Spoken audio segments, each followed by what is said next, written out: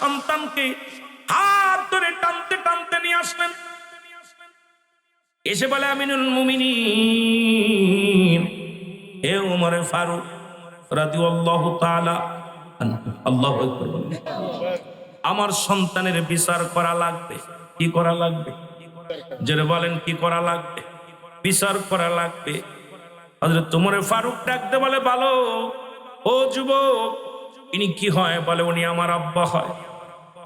বাবাকে ডাকতে বললেন, বিদ্যারে উনি কি হয়? কয়, আমার ছেলে হয়। কয়, বাবা সন্তানের বিচার করার জন্য ইসলামের দ্বিতীয় খলিফা হযরত ওমর ফারুক রাদিয়াল্লাহু তাআলা আনহুর কদমের মধ্যে নিয়ে আসলেন। হযরত ওমর ফারুক ডাকতে বলে, বৃদ্ধা, তোমার এই সন্তান কি অপরাধ করেছে বলো, কি বিচার করব আমি? হযরত ওমর ফারুক ডাকতে বলে, বলো বৃদ্ধা, কি বিচার করব আমি? বৃদ্ধা বলে, হুজুর, পৃথিবীর মধ্যে 3টা অপরাধ আমার ছেলে করেছে। নাম্বার 1 অপরাধ হলো আমার ছেলে মাদক সেবন করে। কি করে? মাদক সেবন করে। নাম্বার 2, আমার ছেলে মানুষ হত্যা করেছে। নাম্বার 3, আমার ছেলে জিনাকারী। জোরে জোরে চিল্লায় বলা যাবে না নাউজুবিল্লাহ। হযরত ওমর ফারুক বললেন, যুবক, তুমি গুরুতর অন্যায় করেছ গো, তোমার বিচার হবে, কঠিন বিচার হবে। যুবক বলে, আমিনুল মুমিনিন, আমি জানি আপনি ন্যায় পরায়ণ বাদশা, আপনার কাছে গেলে আমি অন্যায় বিচার পাবো না। এই জন্য আমার বাবা যখন সকাল বেলা বলল, যুবক রে, ওমরের কদমে যেতে হবে, আমি বাধা দেই নাই। আমি আমার বাবার সনে আসছি, আপনি যে বিচার করবেন আমি মাথা পেতে মেনে নিব। জোরে জোরে চিল্লায় বলা যাবে না মারহাবা। খলিফা হযরত ওমর ফারুক বলে, যুবক, তুমি 1 নম্বর মাদক সেবন করে, এটা গুরুতর অপরাধ, তোমাকে হত্যা করা হবে, হত্যা করা হবে। বলে, হুজুর আমি মেনে নিলাম। 2য় অপরাধ, বলো তুমি কি মানুষ হত্যা করছো? বলে, হ্যাঁ। সে তো তোমার মানুষ হত্যা করেছে, এটাও মহাপাপ, এটার জন্য তোমার মৃত্যুদণ্ড। 3য় নাম্বার, তুমি কি জিনা করেছো? বলে, জি হুজুর, জিনা করার জন্য এটাও তোমার মৃত্যুদণ্ড। আজকে যুবক যুবতীরা শুনে নাও, বাবারা শুনে নাও, শরীয়তের বিধান অনুযায়ী যাদের সঙ্গে দেখা দেওয়া জায়েজ তাদের সঙ্গে বিয়ে করা হারাম, যাদের সঙ্গে দেখা দেওয়া হারাম তাদের সঙ্গে বিয়ে করা জায়েজ, তাদের সঙ্গে বিয়ে করা জায়েজ। আজকে দেশটা খেয়ে ফেললো খালাতো ভাই, মামাতো ভাই, মামাতো বোন, খালাতো বোন, চাচাতো বোন, সমাজটারে নষ্ট করে ফেললো। আজকে খালাতো বোনের চেহারা দেখা হারাম, মামাতো বোনের চেহারা দেখা হারাম, চাচাতো বোনের চেহারা দেখা হারাম। এ মুসলমান শুনে নাও, এইগুলোই তো আমাদের কাছে বেশি লাগে আরাম। জোরে বলেন ঠিক কিনা? হারাম। মাদারুজ্জুন নবুয়াতের 1ম খণ্ডের মধ্যে বয়ান করে, শরীয়তের দৃষ্টিতে কোন ব্যক্তি হালালকে যদি হারাম মনে করে সে কাফের, কাফের, কাফের। আপনি মানেন আর না মানেন আমার কিচ্ছু যায় আসে, যেটা হারাম হারামই বলতে হবে, যেটা হালাল হালালকে যদি হারাম মনে করে এটাও কাফের। হারামকে হালাল বলার কোনো বৈধতা নাই, হালালকে হারাম বলার কোনো বৈধতা নাই। হযরতে আমিনুল মুমিনিন কথা বলা পর যুবক বলে, আমিনুল মুমিনিন, আমি আপনার বিচার মানলাম, আমি আপনার রায় মানলাম, আমি মাথা পেতে মেনে নিলাম। জোরে জোরে চিল্লায়া বলা যাবেন আল্লাহু আকবার। তবে আমার বিচারের আগে, আমার বিচারের আগে আমার আব্বার বিচারটা করা লাগবে। কার বিচার? আজকে যারা এই পতেঙ্গার জমিনে যাদের বাবা সন্তানেরা আজকে ওখানে ঢেউ খায়, ওই পাথরের পার বসে বসে সেলফি তোলে, দুজনে এক চাদরের মধ্যে জড়াজড়ি যারা করো, যারা 21শে ফেব্রুয়ারির নামে যারা দুনিয়ার মধ্যে জিনা ব্যভিচার করছো, 1 নম্বরেই তাদের পিতা মাতার বিচার হবে। জোরে জোরে চিল্লায়া বলা যাবেন আল্লাহু আকবার। মুসলমান শুনে নাও, জিনার পরিমাণ পৃথিবীর মধ্যে যদি কোনো যুবক, কোনো অবিবাহিত যুবক যুবতী যদি জিনা করে, ভালো করে লিখে নেন, ভালো করে লিখে নেন, যদি অবিবাহিত পুরুষ অবিবাহিত নারী যদি জিনা করে, এই জিনার শাস্তির বিধান হলো, ইমাম সাহেব হুজুর আছেন, আলেম ওলামা আছেন, শাস্তির বিধান হলো 100 ডোরা তার গায়ের মধ্যে মারতে হবে। কয়েকটা ডোরা মারা পর যদি মারা যায়, মারা গেলে তাকে গোসল করাতে হবে, গোসল করায় তার দাফজা কাফন পরাইতে হবে, কাফন পরানোর পর তার জানাজা পড়া যাবে, জানাজা পড়ায় তারে কি করা লাগবে, তাকে মুসলমান দাফন করা যাবে। শরীয়তের বিধান অনুযায়ী যদি কোনো অবিবাহিত নারী অবিবাহিত পুরুষ হয়, মুসলমান বাকি যে অংশগুলো থাকে, বাকি যে বেতের আঘাতগুলো বাকি থাকে, সেগুলোর বিধান হলো ওই কবরের উপরে তার এই বাকি বেতগুলো তার কবরের উপরে চালাইতে হবে।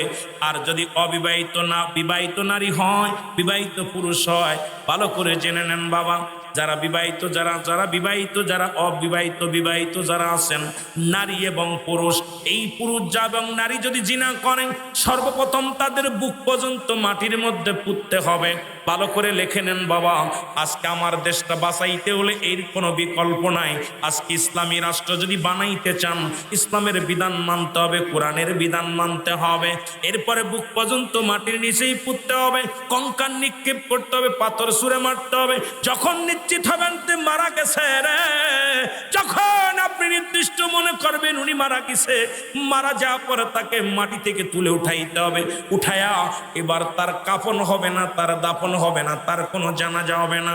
বিবাহিত নারী বিবাহিত পুরুষ যদি জিনা করে, তাকে কুকুর শেল দিয়ে লাশটা খাওয়ায় দিতে হবে। সুতরাং বিবাহিত নারী বিবাহিত পুরুষ কোনো জানাজা পাবে না, বিবাহিত নারী বিবাহিত পুরুষ কোনো কাফন পাবে না, বিবাহিত নারী বিবাহিত পুরুষ কোনো গোসল পাবে না।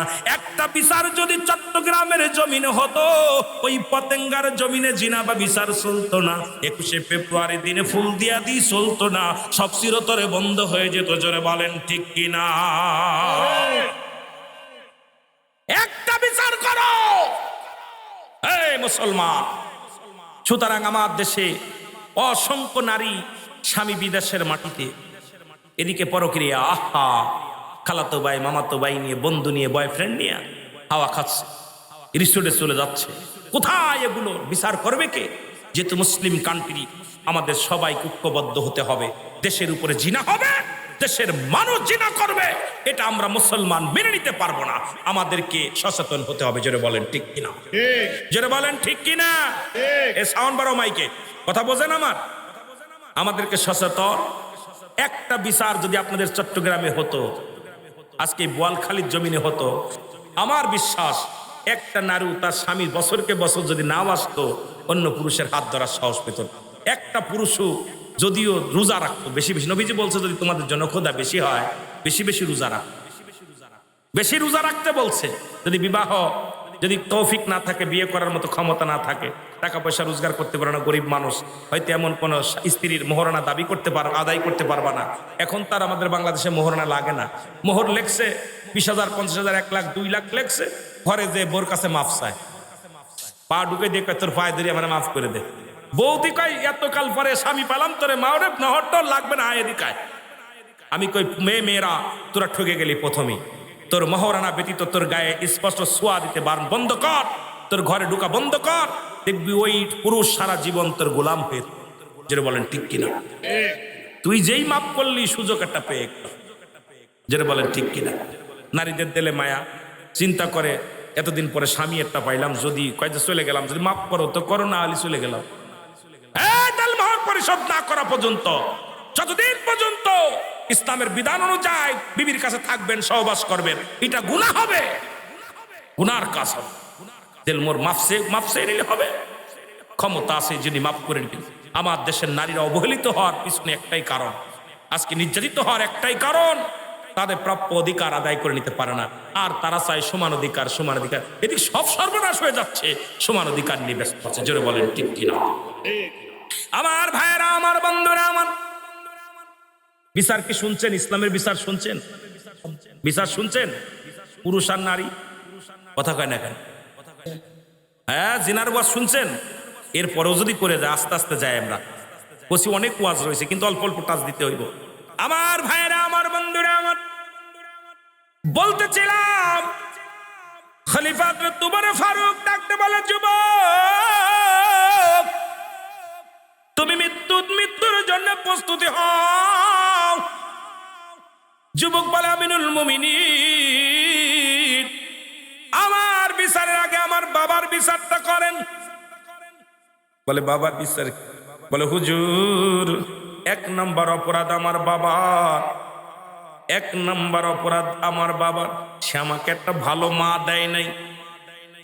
ভালো করে বুঝে নিবেন, 1 নম্বর অপরাধ আমার আব্বার, সে আমাকে একটা ভালো মা দেয় নাই। প্রাথমিক বিদ্যালয়টা ভালো না, এই কারণে আমার চরিত্র ভালো না। আজকে এমন একটা মা দিছে, সে বেগানা পুরুষের সঙ্গে চলাফেরা করে। অনেক মা আছে ছেলে মেয়ে হওয়া পারু বেগানা পুরুষের সঙ্গে চলাফেরা করে। এ মুসলমান শোনা নাও, দিলের কান্ডা লাগায় শোনো। ডাকতে বলো, হুজুর আমার যে মা দিছে সেই মাটা হলো জিনাকারিনী, সেই মাটা হলো বেপরদায় চলে, সেই মাটা হলো দাউসের মতো চলাফেরা করে। সুতরাং 1 নম্বর অপরাধ করেছে আমার আব্বা।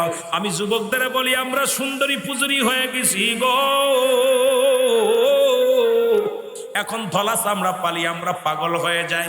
আগের যুগে দেখেছি মুরব্বীরা যখন সন্তানাদি বিয়ে পড়াইতো, আগে দেখতো গোষ্ঠী, তারপরে দল, তারপরে দেখতো মায়ের কোল, পিতৃকোল, মাতৃকোল। এই মেয়েটা কোরআন শরীফ পড়তে পারে কিনা, আমল করে কিনা, রোজা রাখে কিনা, কোরআন শরীফ পড়তে পারে কিনা, নামাজ আদায় করে কিনা। এ মুসলমান তারা চেহারা দেখতো না, চেহারা দেখতো না, আগে দেখতো তার গুণাগুণ।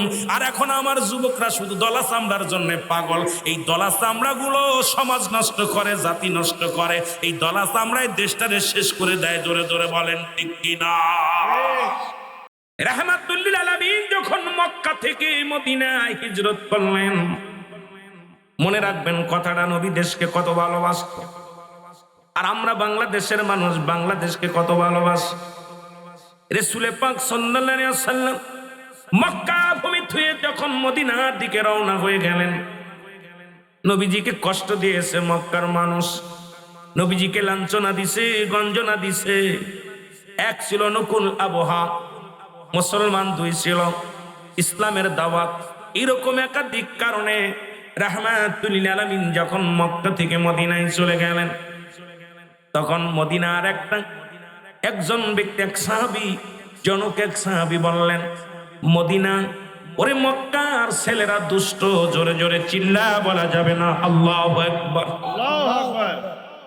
নবীর সামনে বললেন, মক্কার ছেলেরা দুষ্ট। কারা দুষ্ট? কথা বুঝে নিয়েন কিন্তু, মক্কার ছেলেরা দুষ্ট। রাসূল আকরাম সাল্লাল্লাহু আলাইহি ওয়াসাল্লামের বলার সঙ্গে সঙ্গে নবীর অন্তরের ভিতরে লাগলো, নবীজির হৃদয়ের ভিতরে লাগছে।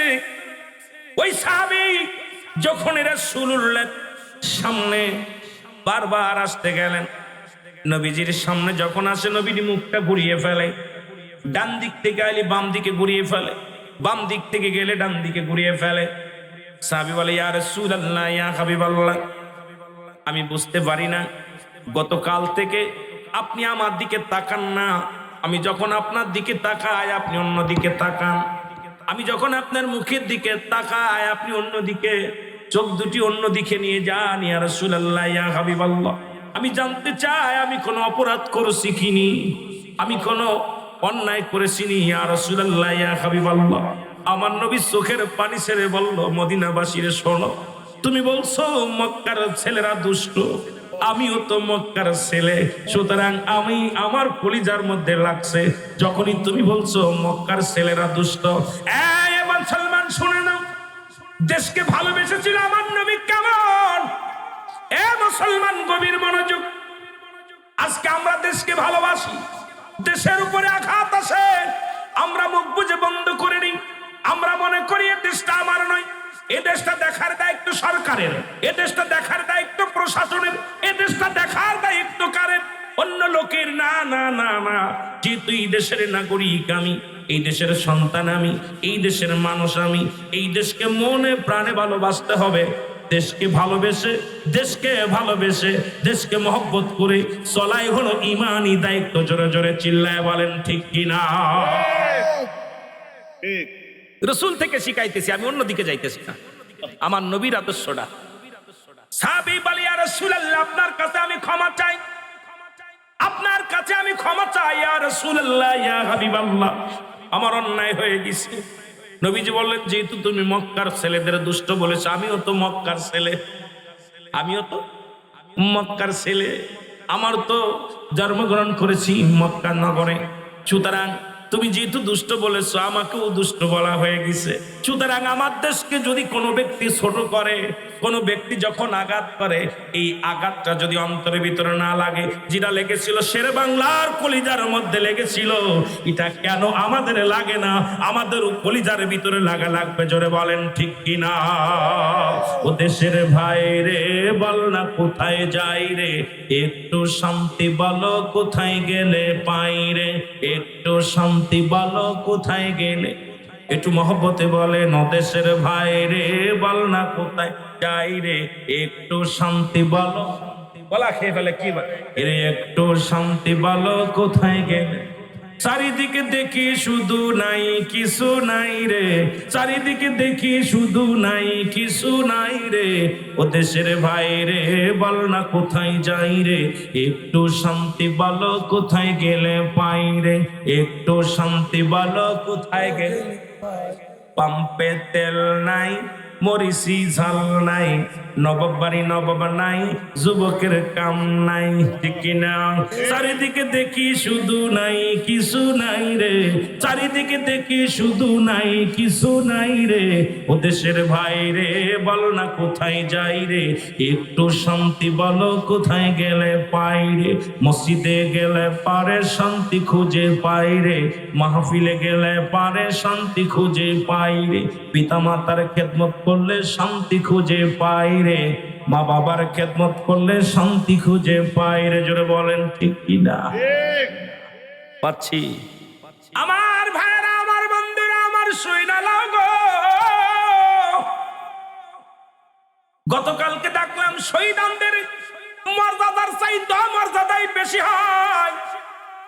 আজকে যদিও এটা ইসলামের রীতির মধ্যে পড়ে না, যদিও বলি হয়তো সকালবেলা হাতের মধ্যে হ্যান্ডকাপ পরাবে, হিন্দুরা তো কয়টা পূজা করে, বেশি পূজা মুসলমানই করে, কত বেশি পূজা মুসলমানই বেশি করে, কেউ করে দুর্গা পূজা, কেউ করে মুসলমান ওদিকেও যাব না, আবার ভেজাল বাদ দে, কেউ করে মাজার পূজা, কেউ করে মুসলমান কায়ে, ওরা তো কয়েকটা দেবদেবীর পূজা করে, মুসলমান বেশি পূজা করে। ও মুসলমান কেন পূজা করো? আমার আল্লাহ বলেন, আল্লাহু আল্লাহু আহাদ আল্লাহুস সামাদ লাম ইয়ালিদ ওয়া লাম ইউলাদ ওয়া লাম ইয়াকুল লাহু কুফুয়ান আহাদ। আল্লাহ ডাক দে বলে, হাবিব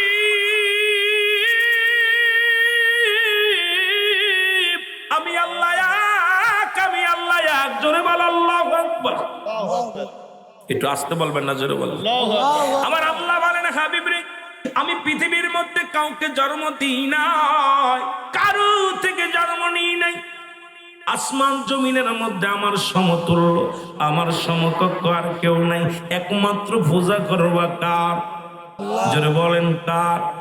আজকে যদি বলতে যায় মুসলমান বেশি, কিন্তু পূজা করে মুসলমান বেশি, হিন্দুদের তো নাম করা কিছু পূজা করে, কিছু দেবতার পূজা করে, এর চাইতে বেশি পূজা করি আমরা। বাংলাদেশের মধ্যে হাজার হাজার মূর্তি, হাজার হাজার মুসলমান। এই কথাগুলো বললে হয়তো আমাকে আপনারা বলবেন দেশ বিদ্রোহী, আমাকে বলবেন আপনি একটা শিবিরের ভোলা, তবে কথাগুলো সত্য কথা বলতে হবে রে মুসলমান। আজকে যারা এই মূর্তিকে মালা দিতে যায়, তাদের অবমাননা করে এই মালা আবার খুলে এনে প্রেমিকের গলায় দেয়। আমি মনে করি আমার দেশের শহীদদেরকে তো তাদেরকে অসম্মান করা হয়, এই শহীদদের প্রতি অশ্রদ্ধা করা হয়, যারা দেশকে ভালোবেসে রক্ত দিয়ে গেল, যারা দেশকে ভালোবেসে জীবন দিয়ে গেল, যারা দেশকে ভালোবেসে বুকের তাজা রক্ত বিলিয়ে দিয়ে গেল, তাদের জন্য কোরআন তেলাওয়াত করো, তাদের জন্য মিলাদ পড়ো, তাদের জন্য দোয়া করো, তাদের জন্য রোজা রাখো, তাদের জন্য সব রেশানি পৌঁছাও, জোরে বলেন ঠিক কিনা? নারে তাকবীর, নারে রিসালাত, নারে গাউসিয়া, ঈদে মিলাদুন নবী, জয় মদিনা, বসরা কে আলা হযরত। কষ্ট পাচ্ছেন? দরকার ছিল তাদের জন্য সকালবেলা উঠে কোরআন তেলাওয়াত, যারা আমাদের জন্য জীবন দিয়ে গেল দেশের জন্য। দরকার ছিল তাদের জন্য নফল রোজা রাখা, দরকার ছিল তাদের জন্য দোয়া দুরূদ পড়া, তাদের জন্য কালিমা খতম করা। আজকে যেমন এইখানে দেখতেছি, আহারে 10টা থেকে কোরআন খতম করা হয়েছে। আহা, বাদ আসর থেকে এই যে গাউসে শরীফ, আহারে মিলাদ শরীফ, কত সুন্দর ব্যবস্থা করছে এলাকাবাসীর জন্য, কবরবাসীদের জন্য।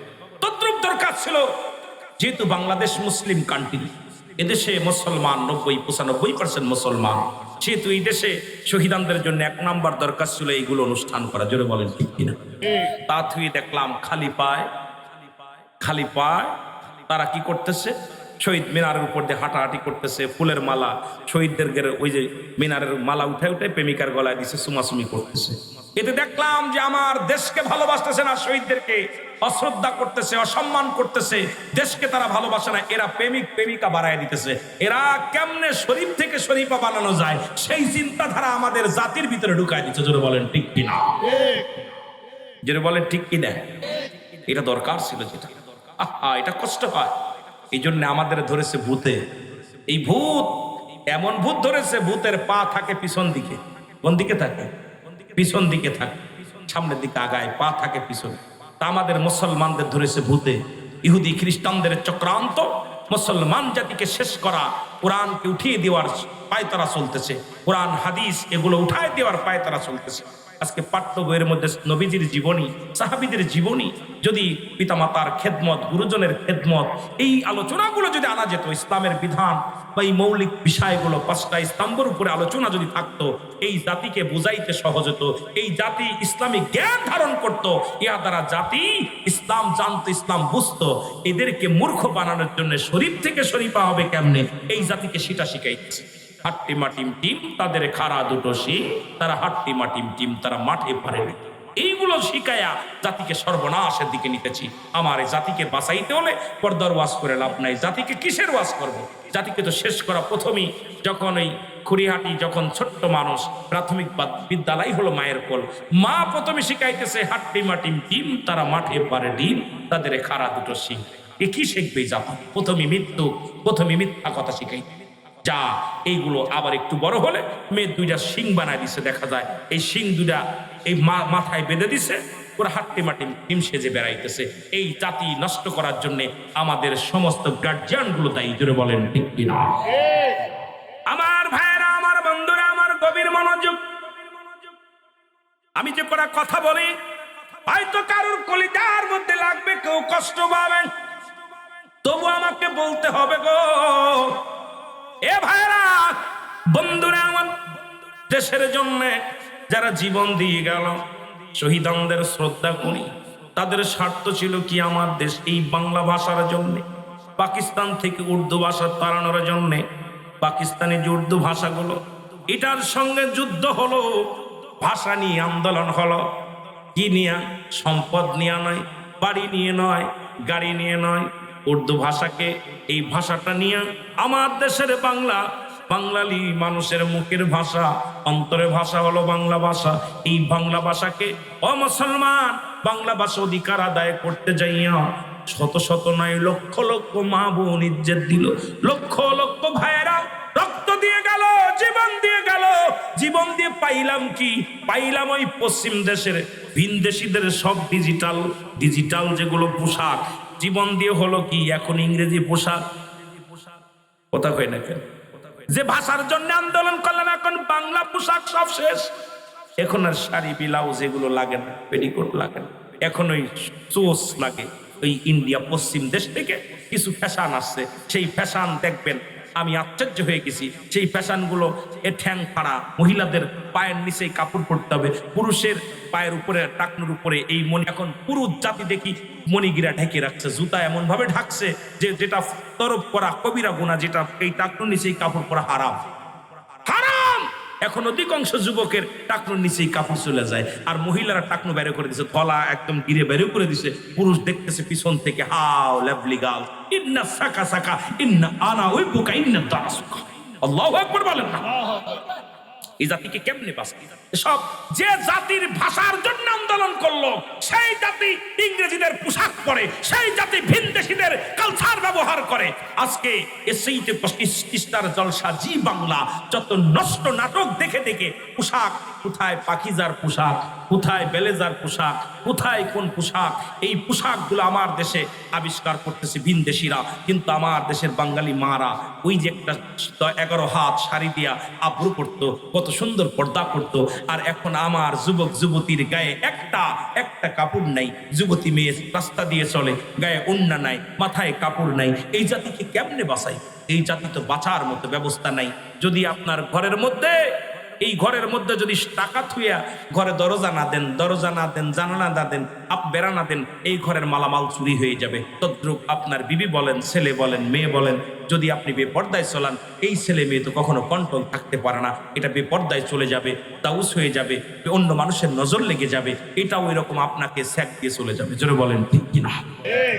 আমার ভাইরা, আমার বন্ধুরা, আমার গভীর মনোযোগ।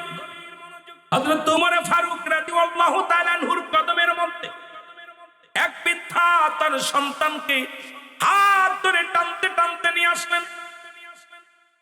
এসে বলে, আমিনুল মুমিনিন, হে ওমর ফারুক রাদিয়াল্লাহু তাআলা আনহু, আল্লাহু আকবার, আমার সন্তানের বিচার করা লাগবে। কি করা লাগবে? জোরে বলেন, কি করা লাগবে?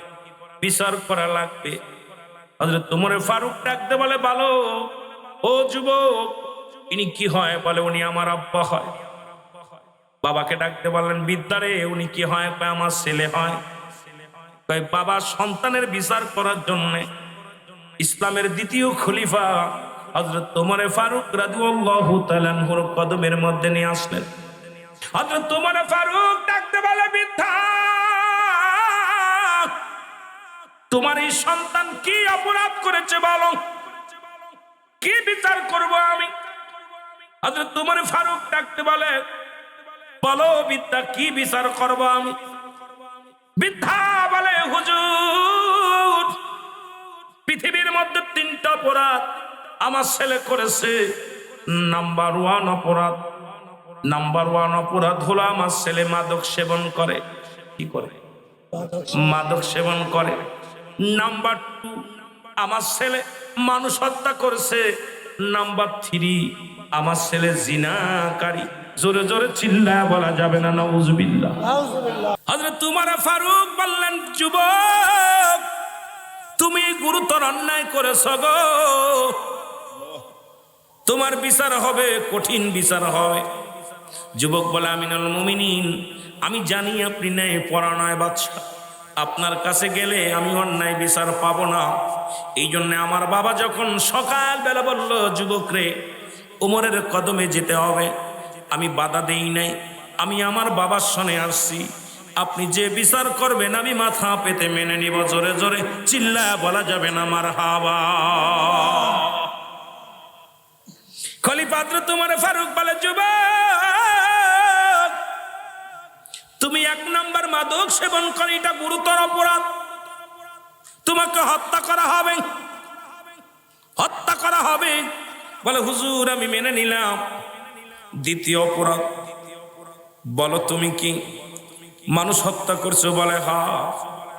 সেহেতু তোমার মানুষ হত্যা করেছো, এটাও মহাপাপ, এটার জন্য তোমার মৃত্যুদণ্ড। 3য় নাম্বার, তুমি কি জিনা করেছো? বলে, জি হুজুর, জিনা করার জন্য এটাও তোমার মৃত্যুদণ্ড। আজকে যুবক যুবতীরা শুনে নাও, বাবারা শুনে নাও, শরীয়তের বিধান অনুযায়ী যাদের সঙ্গে দেখা দেওয়া জায়েজ তাদের সঙ্গে বিয়ে করা হারাম, যাদের সঙ্গে দেখা দেওয়া হারাম তাদের সঙ্গে বিয়ে করা জায়েজ, তাদের সঙ্গে বিয়ে করা জায়েজ। আজকে দেশটা খেয়ে ফেললো খালাতো ভাই, মামাতো ভাই, মামাতো বোন, খালাতো বোন, চাচাতো বোন, সমাজটারে নষ্ট করে ফেললো। আজকে খালাতো বোনের চেহারা দেখা হারাম, মামাতো বোনের চেহারা দেখা হারাম, চাচাতো বোনের চেহারা দেখা হারাম।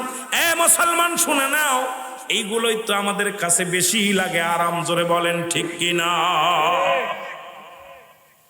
হারাম। মাদারুজ্জুন নবুয়াতের 1ম খণ্ডের মধ্যে বয়ান করে, শরীয়তের দৃষ্টিতে কোনো ব্যক্তি হালালকে যদি হারাম মনে করে সে কাফের, কাফের, কাফের। কাফের। আপনি মানেন আর না মানেন আমার কিচ্ছু যায় আসে না।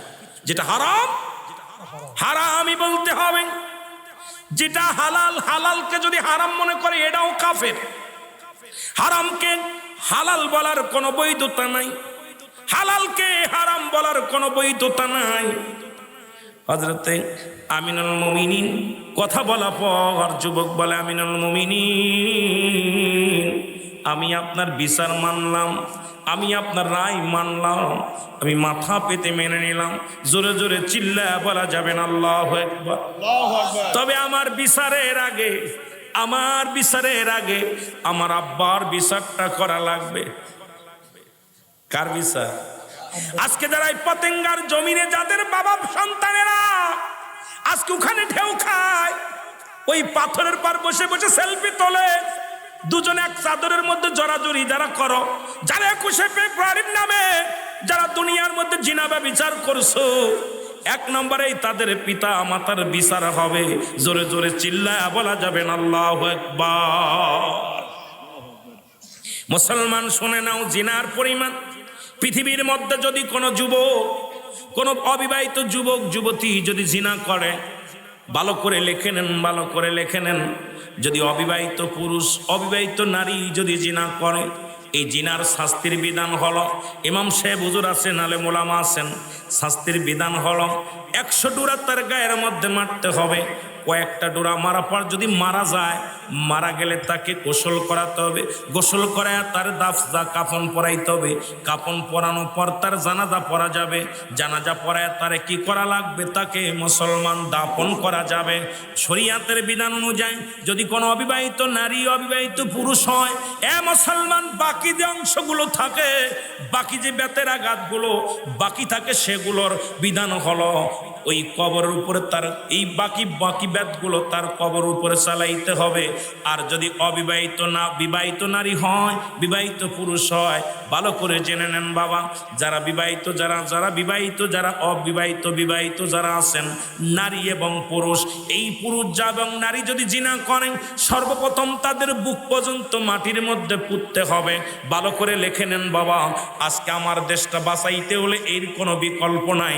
আজকে ইসলামী রাষ্ট্র যদি বানাইতে চান, ইসলামের বিধান মানতে হবে, কোরআনের বিধান মানতে হবে। এরপরে বুক পর্যন্ত মাটির নিচেই পুঁততে হবে, কঙ্কাল নিক্ষেপ করতে হবে, পাথর ছুঁড়ে মারতে হবে। যখন নিশ্চিত হবেন তে মারা গেছে রে, যখন আপনি নির্দিষ্ট মনে করবেন উনি মারা গেছে, মারা যাওয়ার পরে তাকে মাটি থেকে তুলে উঠাইতে হবে। উঠায়া এবার তার কাফন হবে না, তার দাফন হবে না, তার কোনো জানাজা হবে না। বিবাহিত নারী বিবাহিত পুরুষ যদি জিনা করে, তাকে কুকুর শেল দিয়ে লাশটা খাওয়ায়া দিতে হবে। সুতরাং বিবাহিত নারী বিবাহিত পুরুষ কোনো জানাজা পাবে না, বিবাহিত নারী বিবাহিত পুরুষ কোনো কাফন পাবে না, বিবাহিত নারী বিবাহিত পুরুষ কোনো গোসল পাবে না। একটা বিচার যদি চট্টগ্রামের জমিনে হতো, ওই পতেঙ্গার জমিনে জিনা বা বিচার চলতো না, 21শে ফেব্রুয়ারির দিনে ফুল দিয়া দিই চলতো না, সব চিরতরে বন্ধ হয়ে যেত। জোরে বলেন ঠিক কিনা? একটা বিচার করো হে মুসলমান।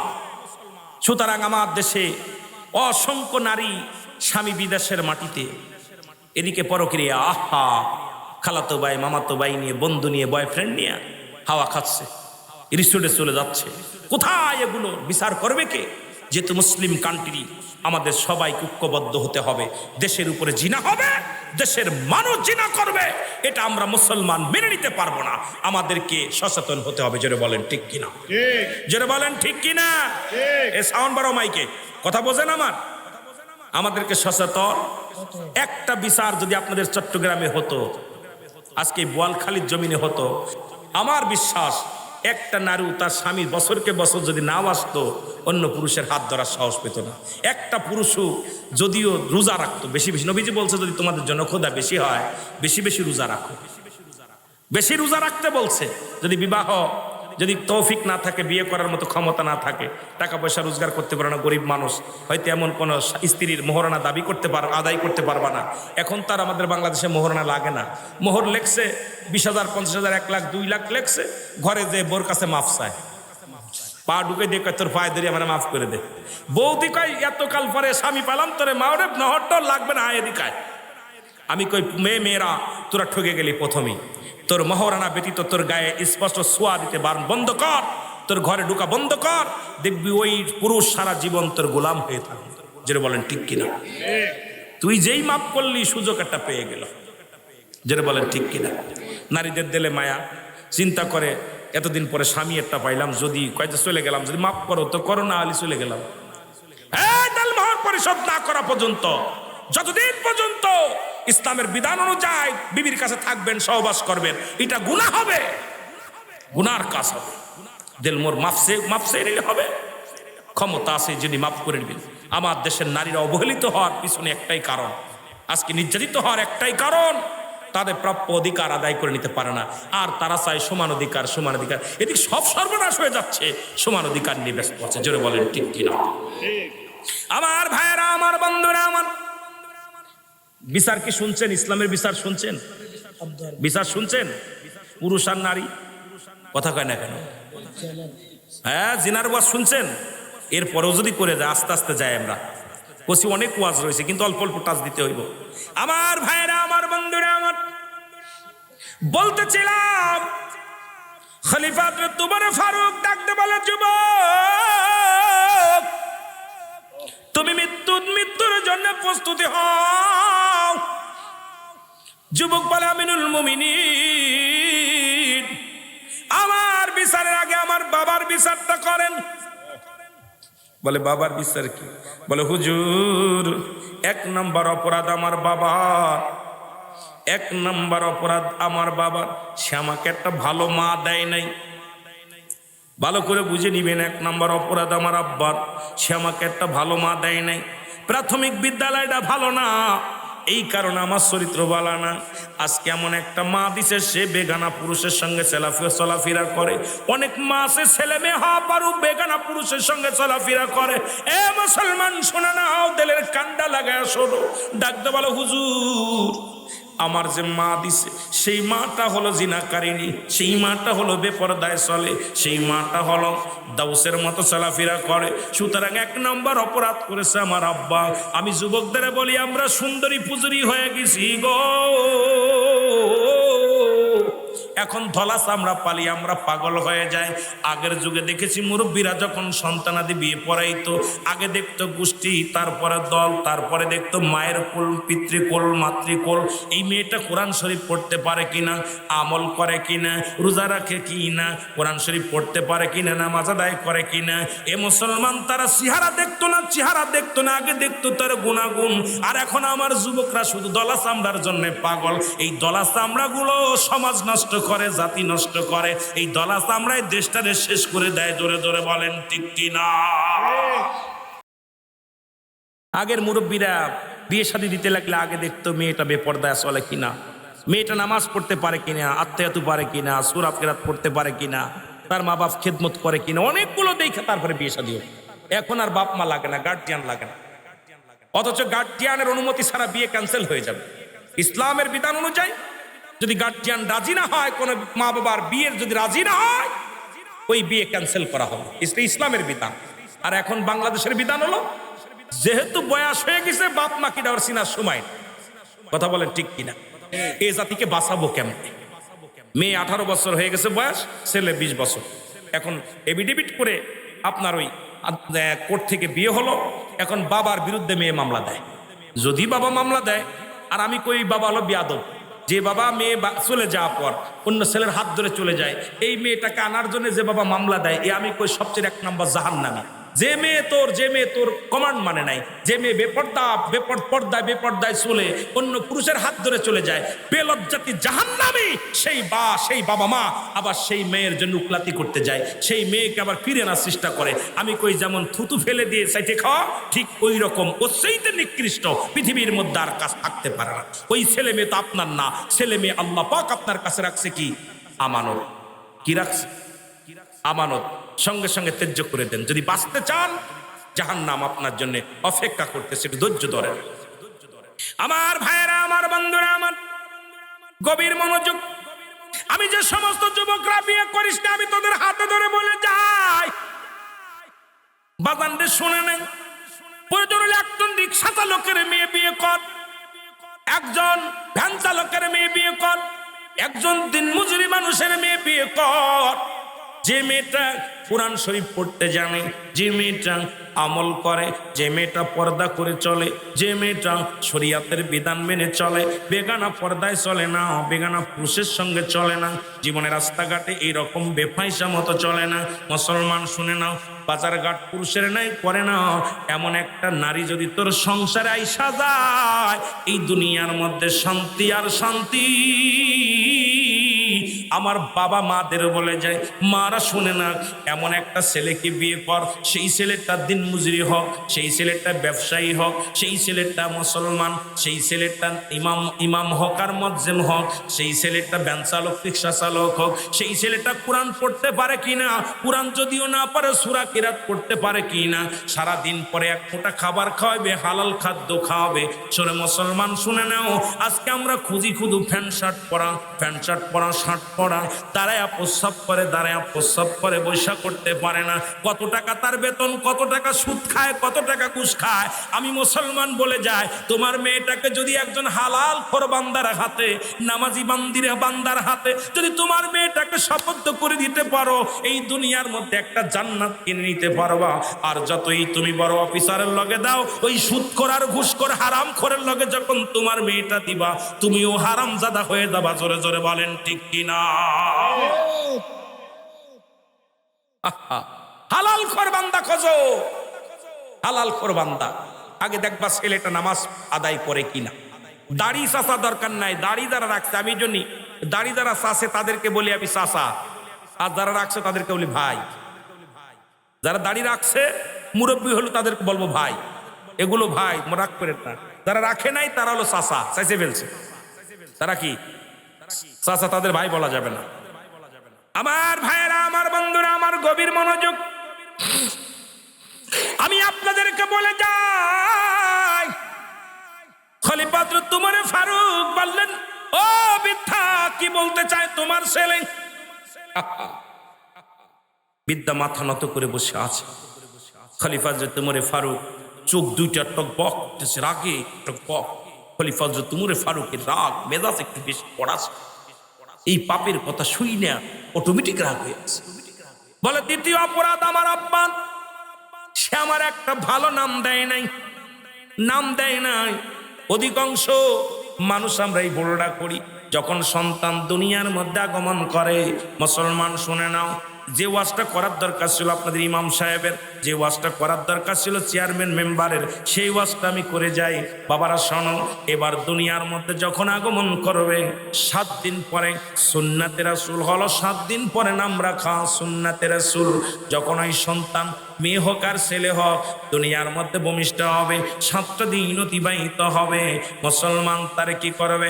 এবার তারে সুন্দর একটা নাম রাখবে। মেয়ে হলে একটা প্রাণী করব কুরবানি, কি আকিকা করবেন, 2টা পশু, ছেলে হলে একটা পশু, মেয়ে হলে এটা কুরবানি করিয়া আকিকা করিয়া সুন্দর একটা নাম রাখবেন। এই নাম রাখা হলো সুন্নাতে রাসূল। আজকে আমার সমাজ, আমার জাতি নষ্ট হওয়ার মূল কারণ শুনে নেন। ওই পতেঙ্গার মধ্যে কেন ঢেউ খায় তার প্রমাণ আমি দেওয়া যায়, এর প্রমাণটা আমি দিয়ে যাই। 21শে ফেব্রুয়ারি শহীদদের মালার বদলে ওরা নিজেরা মালা নেয়, এর একটা কারণ আপনি শুনে নেন, বুঝতে পারবেন। কথা বললেন মুসলমান, এবার শুনে নেন। অধিকাংশ মেয়ে বাবা ছেলে মেয়ের নাম রাখা হয় পেটে থাকতে, অধিকাংশ ছেলে মেয়ের নাম রাখা হয়ে যায় বিয়ার রাত্রে। জোরে বলেন ঠিক কিনা? কসম আল্লাহর, পৃথিবীতে সন্তান ভূমিষ্ঠ হওয়ার 7 দিনের 1 দিন আগে নাম রাখা দূরত্ব নয়, সুন্নাতে রাসূল যদি মানতে হয়। এ বাবা শুনে নাও, বলখালীর মানুষেরা আজ দেখা যায় বিয়ের রাত্রেই স্বামী স্ত্রী বাসর রাত্রে নাম রাখছে। স্বামী স্ত্রীরে কয়, বিবি ও নার্গিস, ওই কি, আমি মনে মনে করছি আমার যদি একটা ছেলে হয় নাম রাখবো শাহরুখ খান। এখনো মিলন হয়নি, কথা বুঝিনি, এখনো দুজনের দেহর লাগে দেহ মেলে নাই, ছেলের মেয়ের নাম রাখা সারা। ও কোথায় রুল আমিন সাহেব, ওই কি, আমি তো মনে করছিলাম আমার মেয়ে হবে, মেয়ে হয়ে নাম রাখবো আমি কারিনা। কি নাম রাখবো? কারি। এখনো দুজনের মিলন হয় নাই। বাসর রাত্রে গৌসে পাক আব্দুল কাদের জিলানী আমরা যারে বড় পীর বলি, আহা, তিনি কি করলেন? নামাজ পড়েছেন, কোরআন তেলাওয়াত করেছেন। যখন বাসর রাত্রে গৌসে পাকের বাবা আবু সালে মুসা উনি সর্বপ্রথম কি করলেন জানেন? সর্বপ্রথম উনি অজু করে ঘরে ঢুকলেন, 2 রাকাত নফল নামাজ পড়লেন, কোরআন তেলাওয়াত করলেন, করে যখন বাসর ঘরের দিকে উনি তাকে ওনার বিবিও ঘরের মধ্যে নামাজ পড়তেছেন, বাজান উম্মে ফাতিমা উনিও কি করতেছেন মুসলমান, উনিও নামাজ পড়ে তসবিহ পড়তেছেন। হযরতে আমার বাবা গাউসে পাকের বাবা কি করলেন, মা কি করলেন, নামাজটা আদায় করে যখন সলাত আদায় করে দোয়া করতেছে, আল্লাহ এই বাসর রাত জীবনে কোনোদিন ওই মেয়েটার চোখে দেখি নাই, কোনো মেয়ে মানুষ তো আমি শরিয়াত দেখি নাই। আর মেয়েটা বলতেছে আল্লাহ, গাউসে পাকের মা বলতেছে আল্লাহ জীবনে কোনো পরপুরুষ দেখি নাই, না জানি এই পুরুষটা কেমন, না জানি পুরুষ জাতি দেখতে কেমন, না জাতি এই কেমন মা বাবা ছিল শোন। আজকে আমাদের কপাল পুরা, কপাল পুরা। গাউসে পাকের বাবা দোয়া করে যখন বাসর রাত্রে যখন ঘরের মধ্যে যখন দেখতে যায় দেখে পূর্ণিমার চাঁদ নেমে গেছে, তখন গাউসে পাকের বাবা আবু সালে বলে, আমি তো আমার শ্বশুর বলেছিল আমার মেয়ে কালো, কুচ্ছির কালো। আমার মেয়ে তখন স্বামী বলে যখন পায়ের মধ্যে সালাম, আসসালামু আলাইকুম, উনি বলছে ওয়ালাইকুম আসসালাম। গাউসে পাকের বাবা বলতেছে, আবু সালে বলতেছে আমার শ্বশুর তো বলতেছিল আমার স্ত্রী বুবা, কিন্তু আমি সালাম দিলাম, উনি উত্তর দিল ওয়ালাইকুম আসসালাম। কারণ কি স্ত্রী কি বদলি হয়ে গেল, মেয়ে কি বদলায় দিছে? আল্লাহু আকবার বলেন না, আর একটু জোরে বলেন না। গাউসে পাক আস্তে আস্তে সালামের জবাব দেখেন না, বাসর রাত্রে সালাম দিয়ে ঢুকছে, দোয়া কালাম কইরাও সালাম দিতেছে বাসর রাত্রে। এইবার যায় যখন আকাশের চাঁদের মতো দেখা যাচ্ছে, বলতেছে এটা না, আমার বিবি তো কালো। এরপরে আমার বিবি তো খোড়া। উনি আস্তে আস্তে হেঁটে এসে গাউসে পাকের বাবার আবু সালের সালাম করতেছিলেন, সালাম করা দেখুন দেখি সালাম কদমমসি করতেছিলেন, পায়ের মধ্যে স্বামীর পা ধরছে, আহা কত মহব্বত, কত মায়া। যখন পায়ের মধ্যে কদমমসি করতে গেছেন তখনই গাউসে পাকের বাবা দৌড় দিয়ে ঘর থেকে বাইর হয়ে গেছে। যায় এখন ওনার শ্বশুর দেখে জামাই ঘর থেকে বাইর হয়ে গেছে, বলতেছে আব্বা জান আপনি তো বলেছিলেন আপনার মেয়ে কালো, আপনার মেয়ে বোবা, আপনার মেয়ে খোড়া, এখন আমি কি দেখলাম?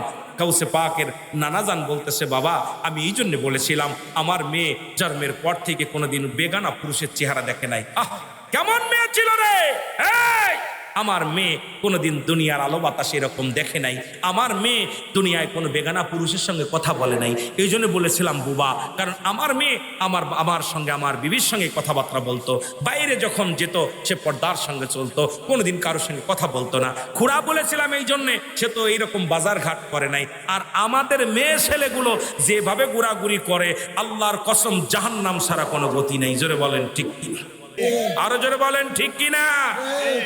সেই গাউসে পাক তার মা কোরআন শরীফ পড়তো, 18 পারা কোরআনের হাফেজ ছিল। অনেকে বলতে পারেন হুজুর কোরআন শরীফে আসে নাকি? এই কোরআন শরীফে কিতে থাকবো, গাউসে পাকের ঘটনা কবে আর কোরআন শরীফ আইছে কবে? এখন ওই দেশে আমাদের দেশে এক পীর সাহেব আছে, তারা বলতেছে যদি এই জামানায় কোরআন শরীফ না দিল তো তাহলে আমার বাপ দাদার নাম থাকতো। তাহলে বোঝা গেল ওই গাউসে পাকের জামানায় যদি কোরআন হতো তাহলে গাউসে পাকের নাম থাকতো, কিন্তু গাউসে পাকের জামানায় তো কোরআন আসে নাই। গাউসে পাকের জামানায় আমার মুসলমান গভীর মনোযোগ, এইবার গাউসে পাকের মা কোরআন পড়তো, মা বাবার গাউসে পাক মায়ের গর্ভে থেকে কোরআন শিখছে। আর আমাদের মা বাবা গর্বে নিয়ে খালি মোবাইল দেখে শাহরুখ খানের ছবি আর এই ফেসবুক। এখন ছেলে জন্মের পর থেকে এই মোবাইল না দিলে খানা খায় না, দুধ খাওয়াইতেছে আর মোবাইল দেখতেছে। এইভাবে ছেলে মেয়ে পেটের ভিতর থেকে প্রশিক্ষণ নিচ্ছে। পরে দেখে ইলিয়াস কাঞ্চন কেমনে জোরাজোরি করে, ববিতা কেমনে মারামারি করে, রাজদাক কেমনে ফাইট করে, ইলিয়াস কাঞ্চন কেমনে মারামারি করে, এগুলো প্রশিক্ষণ নিচ্ছে পেটের ভিতর থাইকা। এখন যেই বড় হয় পরের মেয়ের হাত ধরে টানাটানি করে। এখন যায় কয় ইমাম সাহেব হুজুর ছেলের জন্য দোয়া করেন, কথা শোনে না। ইমাম সাহেব হুজুর দোয়া করেন, মেয়ে কথা শোনে না। শুনবে কেন? অত জন্মে থেকে পেটের ভিতর থেকেই প্রশিক্ষণ নিচ্ছে, চড়াচড়ি মারামারি কামড়া কামড়ি। ও তোমার ছেলে মেয়ে নষ্টের কারণ হলো তুমি আমি, এটা গাজ্জাম দায়ী। জোরে বলেন ঠিক কিনা। কষ্ট পাচ্ছেন? গাউসে পাকের মা কোরআন শরীফ পড়তো, গর্বে সন্তান আসলে খালি কোরআন পড়তো, নামাজ পড়তো, তসবিহ পড়তো। আর আমাদের মা গর্বে আসলে 21 ইঞ্চি 22 ইঞ্চি এইরকম কালার টিভি সামনে জুড়া দেহে এরম হা করে দেখতেছে, পেটের ভিতর দিয়ে সব প্রশিক্ষণ নিচ্ছে, সব দেখতেছে কেমনে সিরিয়াল দেখতে হয়, মেয়ে হলেও সিরিয়াল কেমনে প্রেম প্রীতি করতে হয়, কেমনে ঘর ভাঙতে হয়, কেমনে শ্বশুর শাশুড়ি খেদমত করতে কি করতে হয়, নির্যাতন করতে হয়, কূটনীগিরি কেমনে করতে হয়, সবগুলো প্রশিক্ষণ নিচ্ছে। এখন দেখেন যে আমাদের ছেলে মেয়েগুলো নষ্টের মূল হলো আমরা গার্জিয়ান। জোরে বলেন ঠিক কিনা। অস্বীকার করতে পারবেন? অস্বীকার করার মতো ক্ষমতা নাই। কারণ এর জন্য দায়ী আজকে জাতি দাস দায়ী না, দায়ী আমরা, দায়ী আমরা। আমার ভাইয়েরা, আমার বন্ধুরা, আমার গভীর মনোযোগ, আমি আপনাদেরকে বলে যাই, সন্তান যখন দুনিয়ার মধ্যে আগমন করবে মুসলমান শুনে নাও, 7 দিন পরে গোসল করে আর চুল নখ কেটে সুন্দর একটা নাম রাখবেন, সুন্নাতে রাসূল আদায় হয়ে যাবে। এখন আমি যদি বলি কয়টা মানুষ এই কাজ করেছেন, অধিকাংশ মানুষ কিন্তু এগুলো ভুল করেছেন। কারণ যখন 7 মাস বয়স হয়ে যায় আলট্রাসাউন্ড করার পর এটা মেয়ে হবে না ছেলে হবে সব ডাক্তার বলে দেয়। 7 মাসের গর্ভবতী ছেলে না মেয়ে হবে সব ঠিক করে, ছেলে হলি নাম রাখা সারা, মেয়ে হলি নাম রাখা সারা। শুধু তাই নয় মুসলমান শুনে নাও, পৃথিবীর মধ্যে যখন সন্তান ডেলিভারি হবে সর্বপ্রথম তাকে আযান শোনাতে হবে, ডান কানে আযান দিতে হবে, বাম কানে ইকামত। একটা সন্তানের আমার দেশে 90% বেশি সন্তানের কানে আযান যায় না, ইকামত যায় না। মুসলমান আমার দেশে অধিকাংশ সিজার হয়, আর সিজারের সন্তান যারা ডাক্তার অধিকাংশ নাস, অধিকাংশ খ্রিস্টান, হিন্দু বৌদ্ধ, ডাক্তাররাও বৌদ্ধ হিন্দু খ্রিস্টান, অধিকাংশ নাস ও হিন্দু বৌদ্ধ খ্রিস্টান। আপনার সন্তানের কানে আযান যায় না, এই জন্য বড় হলে এদের আর আযান ভালো লাগে না। কয়েকদিন আগে দেখলাম এক মন্ত্রী বলতেছে বাংলাদেশে ঢাকা শহরে যখন আযান দেয় আমার মন বলে খদ্দের যেমন পতিতালায়, যেমন পতিতালার মেয়েরা যেমন খদ্দের খোঁজে, তদ্রূপ মনে হয় আযানের ধ্বনিটা দিলে মনে হয় পতিতালায় খদ্দের খোঁজে। এর চাইতে বড় কষ্ট আর কোথায় লাগতে পারে, যেখানে 90-95% মুসলমানের দেশে যিনি প্রধান হয়ে দেশের একজন মন্ত্রী হইয়া তার মুখ দিয়ে বলে যে মুসলমানদের আযান যখন মসজিদে আযান দেয় পতিতালায় পতিতারা যেমন ডাকে খদ্দের ঠিক সেমনি আওয়াজ শোনা যায়। এর চাইতে আমাদের মরে যা ভালো, জোরে জোরে বলেন ঠিক কিনা। আমি অবাক হয়ে গেলাম, ইয়া দ্বারা আর অবাক হওয়ার কি আছে? মনে করলাম ওর বাপ মা জীবনে যেদিন দুনিয়ায় আছে ওর মা কানে দেয় নাই আযান, ওর বাবা দেয় না আযান, কানে দেয় নাই। এই জন্য আযান দিলে আমার ছেলেদের ভালো লাগে না। যে ব্যক্তি আযান শুনে মসজিদে ছুটে আসে, যে ব্যক্তি আযান শুনে পৃথিবীর মধ্যে আসে, আযান দিলে আর ঘুমায় থাকতে পারে না ঘরে। যে ব্যক্তি আযান শুনে দুনিয়ার মধ্যে আসে, এই ব্যক্তি আযান দিলে যতই শীত আসুক আর যতই ঠান্ডা পড়ুক ও অজু করে মসজিদে চলে আসে, কারণ আল্লাহর জন্য পাগল হয়ে যায়। জোরে জোরে বলেন ঠিক কিনা। অনেক ওয়াজ রয়েছে, ওদিকে আমি কত দূর যাব বলতে গেলে আমি তো গল্প করে কাটাইতেছি সময়, একটু কথা বলে যায় আজকে, একদম বাংলা ওয়াজ করে যায়, বসতো না একটু কথা বলে যায়। 2-3 নাম্বার বলতেছে হুজুর, 3 নাম্বার অপরাধ আমার বাবার, 3 নাম্বার অপরাধ আমার আব্বা আমার পৃথিবীর মধ্যে কোন ইসলামের জ্ঞান দেয় নাই, আমার কোন কোরআন শিক্ষা দেয় নাই, হাদিস শিক্ষা দেয় নাই। হুজুর 3 নাম্বার অপরাধ আমার আব্বা মায়ের। আমি যদি আজকে ইসলাম সম্পর্কে জানতাম, ভালো মন্দ হারাম হালাল যদি জানতাম, গুনার কাজ যদি জানতাম, জীবনে আমি এত বড় অপরাধী হতাম না। সুতরাং পৃথিবীর মধ্যে 3 নাম্বার অপরাধ করেছে আমার আব্বা মা, সে আমাকে কোনো কোরআনের জ্ঞান দেয় নাই। আপনাদেরকে বলে যায়, ছেলে যত বড় ল পাস করেন না কেন, বিদেশ থেকে ডিগ্রি নিয়ে আইছেন, এই ডিগ্রির কোনো মূল্যায়ন নাই। যদি সন্তানকে সুশিক্ষায় শিক্ষিত না করতে পারেন, যদি সন্তানকে কোরআন হাদিসের জ্ঞান না দিতে পারেন, ওই সন্তান একদিন আপনার বুকে লাথি মেরে জাহান্নামে চলে যাবে। ওই সন্তান একদিন আপনার বুকের মধ্যে লাথি মারবে। তখন আল্লাহ পাক ডাক দিয়ে বলবে, ফেরেশতারা রে, যে সন্তান তার বাবার বুকে লাথি মারছে, মায়ের বুকে লাথি মারছে, ওই হাজী সাহেবরে শুদ্ধ জাহান্নামে নিক্ষেপ করে দাও। জোরে জোরে চিল্লায়া বলা যাবে না আল্লাহু আকবার। এই জন্য নিম্নতম তারে কি করবেন? এ মুসলমান, নামাজের নিয়ম কানুন শিখাবেন, জানাজার নিয়ম কানুন শিখাবেন, 40টা হাদিস তাকে শিখাইবেন, 10টা সূরা তাকে শিখাইবেন। এ মুসলমান শুনে নেন, যদিও না পারেন ওরে মুসলমান 6টা কালেমা তারে শিখাইবেন, নামাজের কিছু নিয়ম কানুন শিখাইবেন, হারাম কুন্ডা হালাল কুন্ডা এটা তারে বুঝাইবেন। জীবনেও সেই সন্তানকে যদি আপনি দুনিয়ার মধ্যে পাপ করে, সেই পাপের প্রায়শ্চিত্ত আপনার উপরে যাবে না। কিন্তু আপনি তাকে শিক্ষা দিলেন, লন্ডন আমেরিকায় পড়াইলেন, ইংলিশ ফ্যান পড়াইলেন, ইংলিশ শিখাইলেন, উর্দু শিখাইলেন, কিন্তু কোরআনের জ্ঞান তারে শিক্ষা দিলেন না, ইসলামের জ্ঞান তারে শিক্ষা দিলেন না। আল্লাহর কসম, আল্লাহর কসম, এই সন্তান আপনার 4 পয়সার কাজে লাগে লাগবে না। তিনটা জিনিস কাজে লাগবে। নাম্বার 1 হলো নেক আমল। আপনি দুনিয়ার মধ্যে যেটা করে যাবেন কবরে যাওয়ার পর। 2 নাম্বার লাগবে সদকায়ে জারিয়া। 3 নাম্বার লাগবে নেককার সন্তান। এই জন্য নবীজি বলতেছেন, সাহাবীরা রে, তোমরা কেউ কি কবুল হজের সব পাইতে চাও? সাহাবীরা বলে, ইয়া রাসূলুল্লাহ, ইয়া হাবিবাল্লাহ, কোন আমল করলে আমরা কবুল হজের সব পাবো? আমার নবী বললেন, সাহাবীরা রে, তোমরা তোমাদের পিতা মাতা যাদের জিন্দা আছে গো, তোমরা বাড়িতে সালাম দিবা, আসসালামু আলাইকুম বাবা, আসসালামু আলাইকুম মা। তোমার আমল নামায় একটা কবুল হজের সব লেখা হয়ে যাবে। সাহাবীরা বললেন, ইয়া রাসূলুল্লাহ, ইয়া হাবিবাল্লাহ, চোখের পানি ছেড়ে কান্দে নবী গো, আমাদের তো মা নাই, আমাদের তো বাবা নাই। নবী গো, 1 সপ্তাহ আগে মারে হারাইলাম, 2 সপ্তাহ আগে বাবারে হারাইলাম, এই কিছুদিন 1 মাস আগে আমার আব্বা মারে হারায় ফেলছি। সাহাবীরা চোখের পানি ছেড়ে কান্দে রে।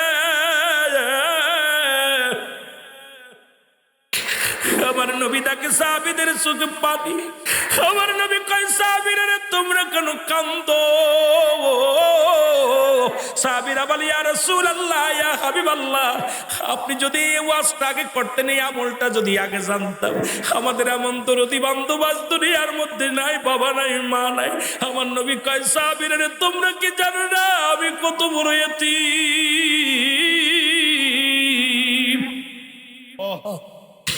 এই দুনিয়ার মধ্যে যখন আমি 6 মাসের গর্ভে, আমার মায়ের গর্ভে, তখন আমি বাবারে হারাইছি। আলম ইয়াজিদ ইয়াতীমান। আল্লাহ বলে, হাবিব রে, তোমার আমি এতিম বানাইলাম, তোমার আমি দুনিয়ার মধ্যে এমন এতিম, যখন 6 মাস গর্ভে, তখন তোমার আব্বা দুনিয়ার মধ্যে থেকে বিদায়। শরীয়তের চোখ দিয়ে কোনোদিন আব্বারে দেখি নাই। যখন আমার বয়স 6 বছর 6 মাস বা 7 মাস, তখন আমি মারে হারাইছি, দুনিয়ার বুক থেকে মারে হারাইছি। 6 বছরে যখন আমার 6 বছর বয়স, তখন মারে হারাইছি। যখন 6 বছরে 7 মাস, তখন দাদা আব্দুল মুত্তালিব রে হারাইছি। আমার মতো এতিম তোমাদের মধ্যে আর কেউ নাই। আমার নবীও কান্দে, সাহাবীরে কান্দে। আমার আল্লাহ ডাকতে বলে, জিবরিল, দৌড়াইয়া দাও, দৌড়াইয়া দাও, আমার হাবিবে জানায় তাদের আব্বা নাই, মা নাই, তারা যেন চোখের পানি ছেড়ে ভাবে কান্দে। রব্বির হামহুমা কামা রব্বায়ানি সাগীরা। জোরে বলেন, রব্বির হামহুমা কামা রব্বায়ানি সাগীরা। আল্লাহুম্মা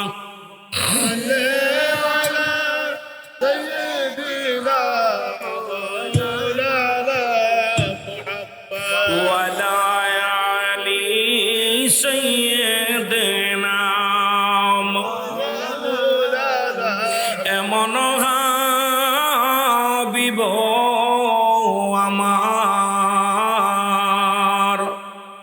মুক্তির কারণে এলো,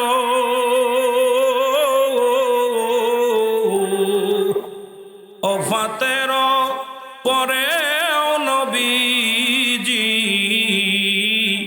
পাপীদেরকে না ভুলিল।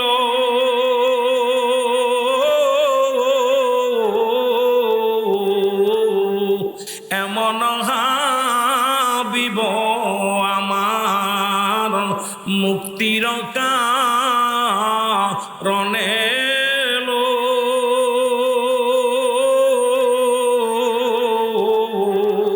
ওফাতের পরেও নবীজি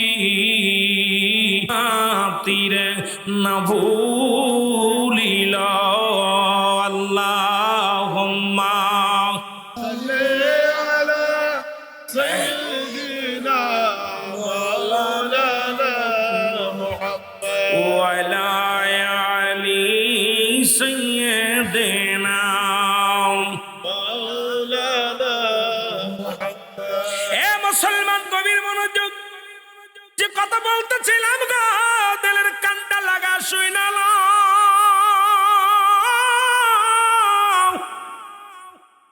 আমার ভাইয়েরা, আমার বন্ধুরা, হযরত ওমর ফারুক ডাকতে ও বিদ্যা, তুমি মৃত্যুর জন্য প্রস্তুতি হয় নাও, কারণ সন্তানটা নষ্ট হওয়ার মূলে হলো তুমি। আজকে তোমার ছেলে কলেজে যায়, একবার কি খবর নিছো ছেলে কোথায় যায়? মেয়ে কলেজে যায়, একবার কি খবর নিছো মেয়েটা কোথায় যায়, কার লগে ঘোরে, কার সঙ্গে পরামর্শ করে? আজকে মোবাইল কিনে দিছো, এই বড় বড় সেটগুলো কিনে দিছ, রাত ভরে পড়ালেখা করে না, শুধু বান্ধবীর সঙ্গে বন্ধুর সঙ্গে শুধু রাত ভরে মেসেঞ্জারে কথা হয়, মুখে কথা হয়। আরে জাতি, আজকে সমাজ নষ্ট করে দিলা। কিন্তু আমি ইন্ডিয়াতে গিয়েছিলাম, দেখে আসলাম ক্লাসের মধ্যে লেখা আছে, ক্লাস 6-এর ক্লাসে যদি কোনো ছাত্র বা ছাত্রীর ক্লাসরুমে ক্লাস চলাকালীন যদি মোবাইলের শব্দ বাজে, 500 টাকা, ইন্ডিয়ার 500 টাকা জরিমানা। বাজার মুসলমান, ক্লাস 8 পর্যন্ত কোনো ছাত্র রাতে মোবাইল নাই। বড় আশ্চর্য হয়ে গেলাম, যেখানে একটা হিন্দু রাষ্ট্র, সেখানেও কিন্তু ক্লাস 8-9-এর কোনো ছেলে মোবাইল ব্যবহার করে না।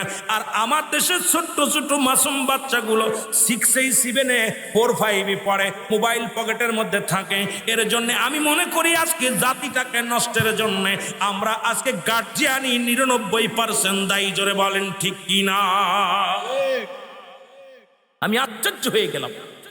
আমি গেলাম, যায় দেখি আপনার বনপাড়াতে একটা কলেজে ঢুকলাম, ঢুকা দেখি কলেজ ইন্টার ক্লাসে ঢুকছি। ঢুকা পর ঘুরে আসলাম, দেখা পর দেখি ক্লাসে লেখা রয়েছে মোবাইল বাজিলে 500 টাকা জরিমানা। আমি জিগাইতেছি ভাই, ভাইজান আমাদের ইন্টারে কোনো ছাত্রের হাতে কোনো মোবাইল নেই, যদিও কেউ চালায় গোপনে চালায়। আমি গোপনে মানে স্যাররা দেখলে এটা নিয়ে যাবে, ক্লোজ করে নিয়ে যাবে, নিয়ে যাবে স্যাররা দেখলে নিয়ে যাবে। আর আমার দেশের ছেলেরা ছাত্র যদি একটা বাড়ি মারে, গার্জিয়ানদের স্যারের কাছে বহিষ্কার করতে হবে একদম। ম্যানেজিং কমিটির দায়িকা শিক্ষকের আগে কি করে, শিক্ষকের আগে আপনার তারে কি করে বহিষ্কারের চিন্তা, তাকে বাদ দেওয়ার চিন্তা করে। আহারে সমাজ, আহারে জাতি। অথচ ওই বিদ্যাসাগর না কি, যে শিক্ষকের মর্যাদা একটা বই পড়েছিলাম ছোটবেলা, শিক্ষকের মর্যাদা। শিক্ষকের পায়ে পানি ঢেলে দিতেছে শেখ সাদিয়া কিরা, মোটামুটি একটা গল্পটা আমার মনে নাই, তবে আবার স্মরণ আসতেছে আর কি।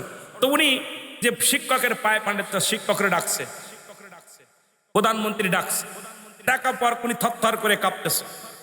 হুজুর ডাকছে, কেন তুমি কি সন্তান, কি বেয়াদব ছেলে মানুষ করছো, যে ছেলে দেখলাম আপনার পায়ে পানি ঢেলে দিতেছে, কিন্তু ওই পাটা কেন ডলে ধোয়াই দিল না? কি শিক্ষা দিচ্ছেন? তাহলে বোঝা গেল যে আমাদেরকে শিক্ষা দেওয়ার জন্য গুরুকে আগে শিক্ষা, আমাদের শিক্ষা ব্যবস্থাটা আগে আমাদের পরিবর্তন করতে হবে, শিক্ষকের মনের পরিবর্তন করতে হবে। ওই আমাদের ওইটার মতো মুস্তাক আহমেদের মতো ছাত্রীর প্রেমে যদি 16 বছরের ছাত্রীর প্রেমে পড়ে যায়, রূপ জৈবন দেখলে বুড়াকালে জৈবন ধাক্কা দিয়ে ওঠে, এদের মতো মানুষকে জবাই করা উচিত। জোরে বলেন ঠিক কিনা? এরা ওইটা মেয়ের বয়সী, শুনলাম ওনারা আর এক মেয়ের বয়সী এক মেয়ের আগে বিয়ে করছে, এই পক্ষে এক মেয়ে আছে, ছেলে আছে, আবার আর এক নাতনির বয়সে এক মেয়ের বিয়ে করছে। বিয়ে করছে ঠিক আছে, কিন্তু আমার জাতি, আমার সমাজটাকে নোংরার পথে ঠেলে দিচ্ছ, কারণ এর জন্য তো তুমি দায়ী, কারণ বাংলাদেশের একটা অভিশাপ তুমি। জোরে বলেন ঠিক কিনা? জোরে বলেন ঠিক কিনা? এই জন্য দায়ী আমার বাবারা। যে কথা বলতেছিলাম, বিদ্যা বলে আমিনুল মুমিনিন এত বড় অপরাধ করার পর আপনি আমাকে বুঝার সুযোগ দিয়েছেন, আমি আপনার কাছে ক্ষমা চাই, আপনি আমাকে তওবা করা দেন, আল্লাহ যেন আমারে মাফ করে দেয়। আর আমার সন্তান আমাকে আর একবার কালেমা পড়ায় সুযোগ দেন, আর একবার তওবা পড়ায়া দেন। আমিনুল মুমিনিন হযরত ওমর ফারুক সঙ্গে সঙ্গে তওবা করায়া দিলেন, বিদ্যা এবং তার সন্তান তওবা করে নিলেন। এইটা তারা প্রমাণ হয়ে যায় আমার জাতি নষ্টের মূল হলো আমরা গার্জিয়ান। আজকে গার্জিয়ানগুলো সচেতন না থাকার কারণে আমার জাতি, আমার সমাজ আজকে নষ্টের মূল। জোরে জোরে চিল্লায় বলেন ঠিক কিনা? মুসলমান শেরে বাংলা একটা ফজলুল হকের একটা কত মনে পড়ে গেল, ভালো করে শোনেন, এবার আপনাদের ওয়াজ একটু করে যায়। শেরে বাংলা একটা ফজলুল হক, উনি ওনার জামানায়, তৎকালীন জামানার বড় উকিল, বাংলাদেশে সে ব্রিটিশ আমলের শেরে বাংলা ছিলেন, প্রখ্যাত উকিল। তার মতো এত বড় উকিল ছিল না, ব্রিটিশ দিয়া, বাংলাদেশ দিয়া, ইংরেজ দিয়া সবচেয়ে বড় উকিল ছিলেন শেরে বাংলা একে ফজলুল হক। জোরে জোরে চিল্লায় বলো আল্লাহু আকবার। আর একটু জোরে জোরে চিল্লায় বলো আল্লাহু আকবার।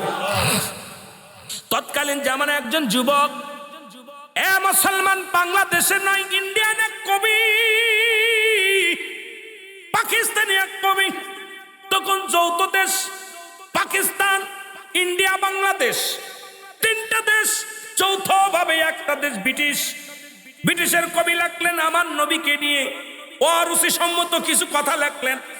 গাউসিয়া কমিটির ভাইয়েরা, মুসলমান শুনে নাও, ভালো করে শেরে বাংলার লোকেরা শুনে নাও। উনি লিখলেন, এর মধ্যে লিখে দিলেন আমার নবীজি নীল নকশা নামে একটা বই লিখলেন। বইটার নাম কি? নীল নকশা। রাসূলের নামে কুটুত্ব করে নীল নকশা নামে একটা বই লিখলেন। এই বইটা যখন যুবকের হাতে পড়লেন, পড়ার সঙ্গে সঙ্গে ভিতরে কামড় দিয়ে উঠছে, আশেকে রাসূলের অন্তরের ভিতরে কামড় দিছে। সঙ্গে সঙ্গে মার কাছে যে বলছে, মা তুমি আমার গর্ভে ধারিণী মা, আগে বলো আমার নবী কি কোনো নীল নকশা সাজাইছে? আমার নবী কি ইসলামের দাওয়াত দেয়, কালেমার দাওয়াত দেয়? নবীজি কত কষ্ট করে গেছেন, আমার নবীকে নিয়ে যে এই বাদে মন্তর করলো, এই কবিরে আমি কি করব মা? মা বলে, বাবারে কবি লেখছে এটা, কবিজিটা লেখছে বাবারে, এটা তুমি কি করবা? কয় মা গো আপনি দোয়া করেন, যতক্ষণ পর্যন্ত আমি কবিকে দুনিয়া থেকে বিদায় না করে দিতে পারবো, আমি এক গিলাস পানিও খাবো না, আমি তাকে ছাড়বো না। মা দোয়া করো। জোরে জোরে চিল্লায় বলেন মারহাবা। বাবারা শুনে নে, তোরা এত জুলুস করিস, এই চট্টগ্রাম থেকে এত জোরে এত পরিমাণ জুলুস হয়, নবীর আশেক বাইর হয়েছে। এই জন্য এই ওয়াজটাকে আপনাদের বেশি করার দরকার, বেশি জানার দরকার। উনি কলেক্টিভ করলেন রাসূলকে ভালোবেসে। জশ্নের জুলুসে দেখেছি কত খুড়া মানুষ, প্রতিবন্ধী মানুষগুলো পাগলের মতো বৃষ্টির মধ্যে, ঝড়ের মধ্যে, তুফানের মধ্যে নারায়ে রিসালাত ইয়া রাসূলুল্লাহ, নারায়ে তাকবীর, আল্লাহু আকবার, এই ধ্বনি দিতে দিতে পাগলগুলো রাস্তায় বাইর হয়ে গেছে। নবীকে কত ভালোবাসে এটা দ্বারা প্রমাণ হয়। নবীজি বলছে, নবীজি কি বলছে শুনে নেন। নবী বলছে, আমি দেখতেছি অচিরেই পূর্ব দেশ থেকে একটা জাতি বাইর হবে, একদল বাইর হবে, তাদের জবানে থাকবে নারায়ে তাকবীর, আল্লাহু আকবার, নারায়ে রিসালাত ইয়া রাসূলুল্লাহ। এই ধ্বনি দিতে দিতে আমি নবীর কদম মুবারক পর্যন্ত তারা পৌঁছে যাবে। মুসলমান, এটা দ্বারা প্রমাণ হয় বাংলাদেশের পরে আর কোনো মুসলিম কান্ট্রি নাই, বাংলাদেশের পরে আর কোনো মুসলিম কান্ট্রি নাই। বাংলাদেশটাইকে বোঝায়। আর বাংলাদেশের শেষ সীমানের চট্টগ্রামের মানুষ এই চট্টগ্রাম থেকেই নারায়ে রিসালাত, নারায়ে তাকবীর এই স্লোগান দিতে দিতে চট্টগ্রাম থেকেই সেই কাফেলা শুরু হবে, মদিনার দিকে রওনা হবে। জোরে জোরে চিল্লায় বলেন মারহাবা।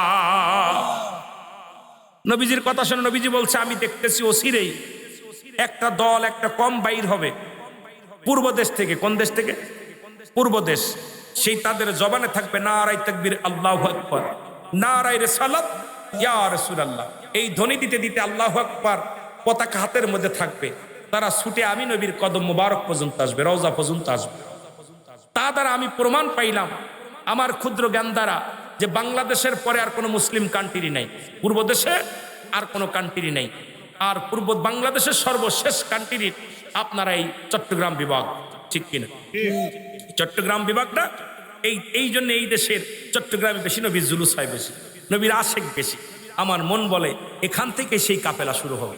আমার মন বলে ক্ষুদ্র জ্ঞান দ্বারা, আমার মন বলে সেই কাফেলা আল্লাহ পাক দয়া করে হয়তো চট্টগ্রাম থেকে বাইর করবে, এই কাফেলা মদিনার দিকে পৌঁছে যাবে। জোরে বলেন মারহাবা। আরো জোরে, আরো জোরে। এটা নবীজির কথা, আমার কথা না, নবীজি বলে গেছেন। সেই পূর্ব দেশ এই জন্য দুইটা দেশ, একটা হলো সোনার মদিনা, একটা সোনার বাংলা। দুইটা দেশ পৃথিবীতে, সোনার লন্ডন না, সোনার আমেরিকা না, সোনার জর্ডান না, সোনার আমেরিকা না, সোনার দেশ সোনার মদিনা আর সোনার বাংলা। একটা হলো মদিনার নামের সঙ্গে সোনার মদিনা আর সোনার বাংলা। দুইটা দেশ সোনা দিয়ে লেখা। অল পৃথিবীতে দুইটা দেশ, একটা হলো সোনার মদিনা, একটা সোনার বাংলা। এক দেশে আছে দয়াল নবী, রাহমাতের নবী, রাহমাতাল লিল আলামিন। আর একটা দেশে অসংখ্য ওলি আসছে। বাংলাদেশে যত ওলি আল্লাহ আছে, এত ওলি আল্লাহ অন্য দেশে যাই নাই। জোরে বলেন না মারহাবা। আরো জোরে বলেন মারহাবা।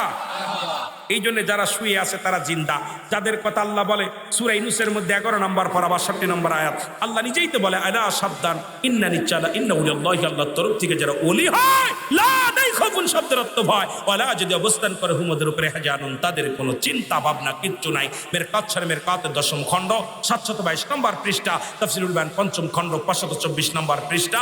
রাসূল বলে আলা সাবধান ইন্না নিচ্চালা ইন্না উলিল্লাহি, আল্লাহর তরফ থেকে যারা ওলি হয়, লা ইয়ামুত, তারা মৃত্যুবরণ করে নাই। এই চট্টগ্রামের জমিনে আল্লাহর ওলিরা শুয়ে আছে, তাদের মৃত্যু হয় নাই, তারা জিন্দা। জোরে বলেন ঠিক কিনা? আর একটু জোরে বলেন মারহাবা। কষ্ট হচ্ছে আপনাদের? এই তো আর 10:30 বাজে গেছে, আমার টাইম 10টা পর্যন্ত শেষ হয়ে গেছে। আপনার উনি আসলেই ছেড়ে দেবে ইনশাল্লাহ। তাই একটু মহব্বতের সঙ্গে দুরূদ শরীফ পড়েন। আল্লাহুম্মা মাইকে ওয়াজ করে শান্তি পাচ্ছে না, জানে না কথা। সাউন্ড দিতে পারলাম না ভালো করে। বুঝি না। ওয়ালা আলি সাইয়্যিদিনা, তুমি কেন কাছে থেকে, তুমি কেন কাছে থেকে করো দূরে থাকার বাহানা, তোমার তালাশে আসে কইলাম দিওয়ানা, তোমার তালাশে আসে হইলাম দিওয়ানা। জোরে বলো মারহাবা। এ মুসলমান কবির মনোযোগ, এ ভাইরা বন্ধুরা আমার শোনো। যুবক পাঞ্জাবি গায়ের মধ্যে দিয়া তরবারিটা পাঞ্জাবির নিচেই নিয়ে চলে গেলেন, ব্রিটিশের কবির কাছে চলে গেলেন। ব্রিটিশের কবির কাছে যা বললেন, কবি সাহেব বাড়ি আসেননি। কবি ভিতর থেকে বাইর হয়ে আসলেন, বলে কে ডাকো? আমি বাংলাদেশ থেকে এসেছি। এই বইটা কি আপনি লেখছেন? বলে হ্যাঁ। আরে কবি, এই বইটা কেন লেখলা? বলে আমি কবি মানুষ, লেখা আমার পেশা। যেমন আমাদের হিরো আলম বই লেখছে, জাতির কি শিখাবে, ঠিক কিনা? কালকে দেখলাম হিরো আলম বই মেলায় গেছে, আমি বই প্রকাশ করেছি। আরে পাগলের দলেরা, যে দেশে হিরো আলমের মতো কবি পাওয়া যায় সে দেশের যুবকরা সিনেমা আর নাটক ছাড়া কি বুঝবে? এ জাতি যারা ধরে বলেন ঠিক কিনা? মূর্খরা জ্ঞানীদেরকে চালাবে। তার জ্বলন্ত একটা প্রমাণ হিরো আলম, যে নিজের নামটা লিখতে পারে না, সে বই প্রকাশ করছে। ও কি রাখবে? কি জ্ঞান আছে? কথা বলেন না কেন? রাগ করতেছেন? আমি তারা ছোট করার জন্য বলতেছি না, আমি জাতিকে বাঁচানোর জন্য বলতেছি। এই শিক্ষিত জাতিকে অ্যারিস্টটল, সক্রেটিস বই লেখা পার বলছে, নো দাইসেল, যার কিতাব, যার বই না পড়লে দার্শনিক হওয়া যায় না, গবেষক হওয়া যায় না। যার বই না পড়লে উনি লেখা পার বল, নো দাইসেল, নিজেকে নিজে চিনতে হবে।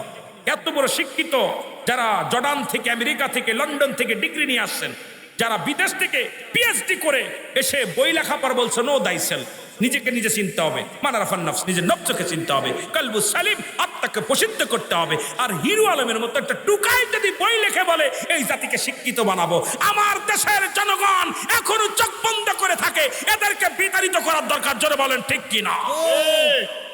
ও কি লাগবে? ও লেখাবে। দেখলাম কিছুদিন আগে প্রাইমারিতে প্রশিক্ষণ দিচ্ছে, সই সই সই সই, টিক টিক টিক টিক। আমি তো কি শিখাই? দেখছেন না আপনি? প্রাইমারি শিক্ষকদের শিখাচ্ছে মই মই মই, ব্যাং ম্যাং ম্যাং করতেছে। আমি কে কি শিখাই রে? আরে এ কি শিখায়? এই ছেলেদেরকে শিক্ষা দেবে। ছেলেদেরকে নামাজ পড়া শেখাও, কিভাবে রুকু করতে হবে, কিভাবে সিজদা করতে হবে, কিভাবে গুরুদেরকে সম্মান করতে হবে, সালাম দিতে হবে, এগুলো প্রশিক্ষণ দাও। প্রশিক্ষণ দিয়ে cycle tick tick tick tick. আহা, এ কি এই হিরো আলমের মতো কবির শিক্ষা? হিরো আলমের মতো কবি যে দেশে আছে, এই দেশের মুস্তাকের মতো কবি যে দেশে আছে, সে দেশের জাতি শেষ করার জন্য ইরাই যথেষ্ট। জোরে বলেন ঠিক কিনা? বাগান, একটা বড় ফুলের বাগান নষ্ট হওয়ার জন্য একটা বুতুম ফেতায় যথেষ্ট। এই বুতুম ফেসায় ধরছে এই শিক্ষা, আমাদের শিক্ষা মন্ত্রীরও বুতুম ফেসায় ধরছে। আর শিক্ষামন্ত্রী যারা আছে, প্রতিমন্ত্রী, মন্ত্রী, আমাদের জাতিদের, আমাদের নেতাদের এই বুতুম ফেসায় এমন ভাবে ধরছে, শিক্ষাটারে শেষ করার জন্য উঠে পড়ে লাগছে। জোরে বলেন ঠিক কিনা? আমার মনে হচ্ছে আপনি আপনাদের বিরোধিতা করতেছেন, কথা বলতেছেন না কেন? আওয়াজ নেই কেন?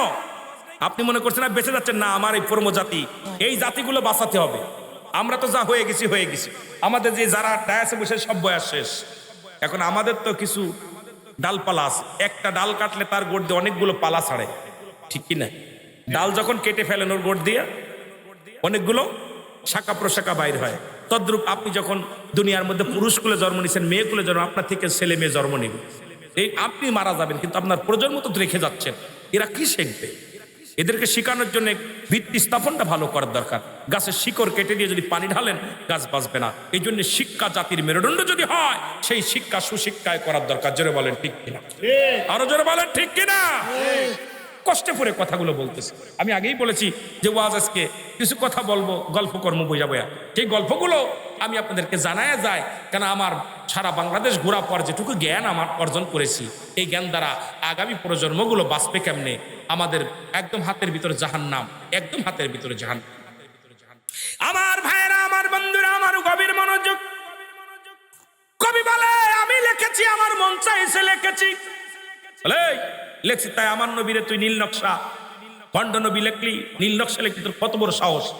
তোমার বই লাগবে, কয় লাগবে, তোমার লাগার জন্য তো আইসো। উনি ভিতর থেকে ছুরিখানা বাইর করে কবির বুকের মধ্যে মেরে দিছে। সঙ্গে সঙ্গে কবি দুনিয়ার মধ্যে লুটায় পড়ে মারা গেলেন। ব্রিটিশের পুলিশ এসে হ্যান্ডকাপ করে দেয়, হাতের মধ্যে হ্যান্ডকাপ লাগাইয়া ব্রিটিশের আদালতে নিয়ে গেলেন। শেরে বাংলা একটা ফজলুল হক শুনতে পাইলেন বাংলার একজন যুবক জেলখানায় পড়তে আছে।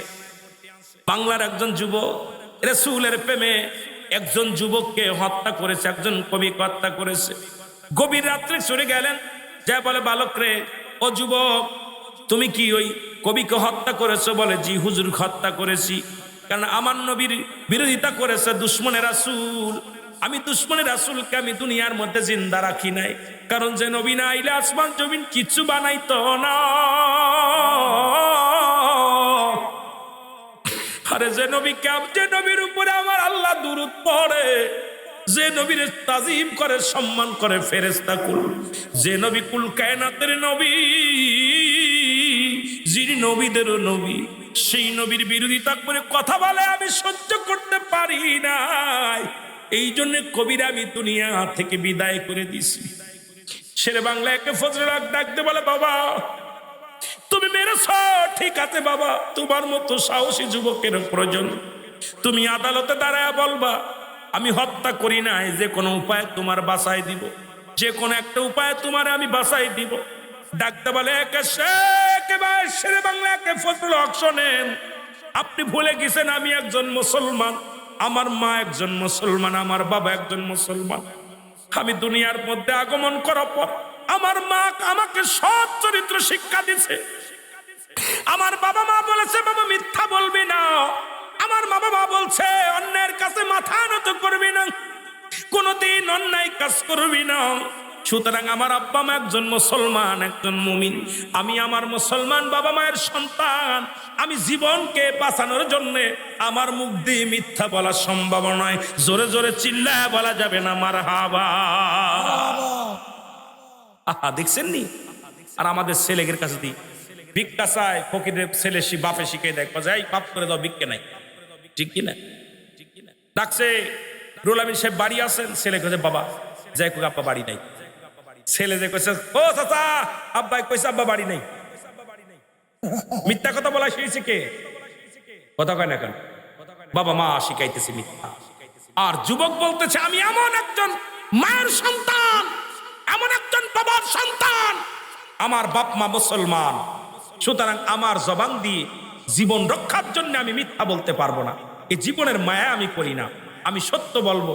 যদি ফাঁসি হয়ে যায় দুঃখ নাই, মৃত্যু হয়ে যায় দুঃখ নাই, জেল হয়ে যায় দুঃখ নাই, তবু আমার জবান দিয়া মিথ্যা বলা সম্ভব নয়। জোরে বলো মারহাবা। আর একটু জোরে বলা যাবে না মারহাবা? আরে যুবক কথা বোঝেন, আজকে আমাদের ছেলে মেয়েদের শিখাইতেছে কি? শিখাইতেছি মিথ্যাগুলো শিখাইতেছে। আমার ভাইরা, আমার বন্ধুরা, আমার শেরে বাংলা অনেক ফেলে বুঝাইলেন, কোন বুঝ মানলেন না। আদালতে উঠানো হলো।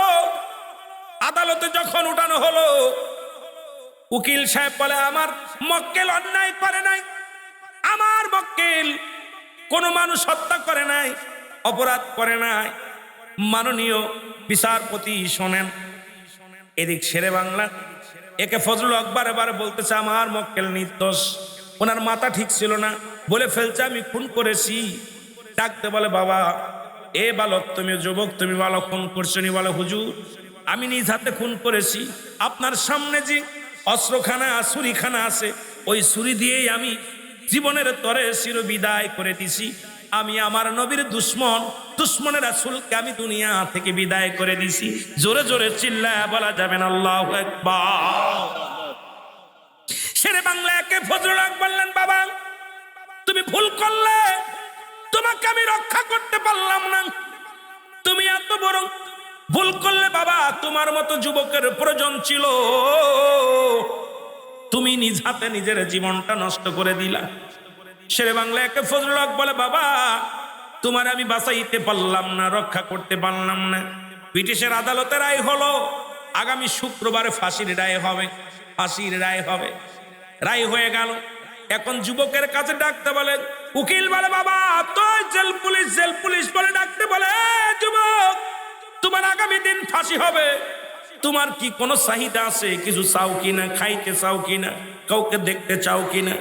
যুবক বলে, জীবনে আমার ফাঁসি হবে আমি জানি, আমি এই দুনিয়া থেকে মানুষ হত্যা করেছি, তবে মরণের আগে আমার জনম দুঃখিনী মা, যে মায়ের গর্ভে আমি 10 মাস 10 দিন ছিলাম, ওই মায়ের কাছে একটা রাত আমি কাটাইতে চাই। ওই মায়ের বুকে মাথা দিয়া, মায়ের কোলে মাথা দিয়া আমি একটা রাত ঘুমাইতে চাই। ব্রিটিশের জেল পুলিশে নিয়ে চলে আসলেন, সন্তানকে নিয়ে চলে আসলেন বাংলার জমিনে। খেরে মায়ের কাছে মা জরুরি দেখছে, সন্তানকে দেখে ডাকতে বলে, বাবা তোমার কোন পুলিশ পাহারায়? বলে, মা গো আগামী শুক্রবারে আমার ফাঁসি হবে গো মা। মা গো দুশ্মনের রাসূলকে আমি হত্যা করেছি, জীবনের তরে তরে বিদায় করে দিছি মা। মা আগামী দিন আমার ফাঁসি হবে, জীবনে তুমি সৎ পথে চলার সাহস জুগিয়েছ, সত্য কথা বলার জন্য তুমি তাগিদ দিয়েছিল, সৎ পথে চলার জন্য হুকুম দিয়েছি। মাগো তোমার কলিজার টুকরা সন্তান হত্যা করেছে কবিকে গম্মা, এর দায়ে ফাঁসি হয়ে যাবে। আমি তোমার কাছে এসেছি, আজকে রাতটা তোমার পুরুতের উপর মাথা রেখে একটু ঘুমাইতে চাই। মা জননী মাথার ভিতরে হাত বুলায় দেয়, চোখ যখন বন্ধ হয়ে আসে মদিনার নবী ডাকতে বলে, যুবক তুই তোর মায়ের বুকে মাথা রেখে ঘুমাস না, আমি নবী তোরে ঘুম পাড়াইব। আমাকে ভালোবেসে আমার মায়ায়, আমার মমতায়, আমার জন্য দিন ইসলামের জন্য আমি নবীর প্রেমের মালা গলায় পরিয়ে রে যুবক, দুশ্মনের রাসূল হত্যা করেছিল, আমি নবী খুশি হয়ে গেছি। আয় আয় তোর মায়ের বুকে আর মায়ের কাছে ঘুম পাড়তে হবে না, আমি নবী তোরে ঘুম পাড়ায় দিব। আয় জোরে জোরে চিল্লায় বলা যাবে না মারহাবা। এর প্রেম যদি করবি রে মন, বলেন প্রেম যদি শিখবি রে মন, ওরে সব সেরে চল মদিনায় তোরা, সব সেরে চল মদিনায়। আমার দয়াল নবী যেই দেশে ঘুমায়, আমার মায়ার নবী, আরো জোরে বলেন আমার দয়াল নবী যেই দেশে গো। এ তোরা দেখলে ছবি পাগল হবি, দেখলে এর কাঁদবি বসে নিরালা, দয়াল নবী যেই দেশে ঘুমায়, আমার মায়ার নবী। একটু মহব্বতে বলা যাবে না, তোরা প্রেম যদি করবি রে মন, বলেন প্রেম যদি শিখবি রে মন, সব সেরে চল মদিনায় তোরা, সব মদিনায়। আমার দয়াল নবী যেই দেশে ঘুমায়, আমার প্রাণের নবী। ও তোরা দেখলে ছবি পাগল হবি, তোরা দেখলে ছবি পাগল হবি, কাঁদবি বসে নিরালায়, তোরা কাঁদবি বসে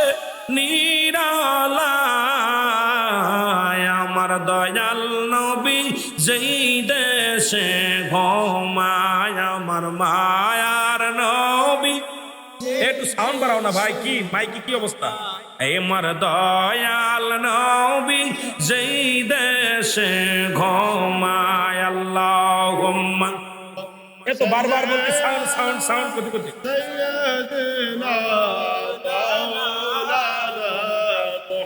আওয়াজ আছে মনে হচ্ছে দুটো মাইক জ্বলছে।